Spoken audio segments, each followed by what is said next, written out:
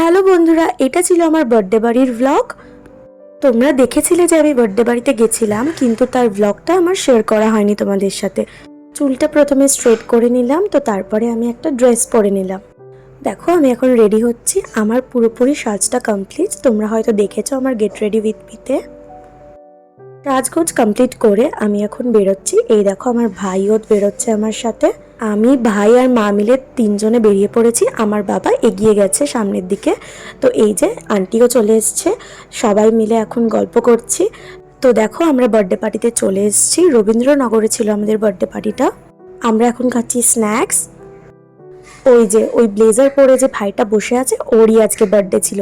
ভীষণ কিউট ছিল, ওর আজকে 5 বছরের জন্মদিন ছিল। আমরা এখন বসে বসে স্ন্যাক্সগুলো খাচ্ছিলাম আর গল্প করছিলাম। ওই যে আমার ভাই এখন স্ন্যাক্স খাচ্ছে, প্রন পকোড়া খাচ্ছে, আর এদিকে মা আর আন্টি মিলে ফটো তুলছে। তো তারপর রাত এখন বাজে 10টা, আর আমরা চলে গেলাম ডিনার করতে। অনেক কিছুই মেনু করেছে, তোমরা নিশ্চয়ই দেখেছিলে আমার আগের ভিডিওগুলোতে। তো তারপর খাওয়া দাওয়া কমপ্লিট করে আমরা এখন চলে যাচ্ছি বাড়ি ফিরে আমি আগে মেকআপটা তুলেছি। ঘুমোতে যাওয়ার আগে মেকআপটা তোলা মাস্ট। তারপর একটুখানি ময়েশ্চারাইজার অ্যাপ্লাই করে নিচ্ছি।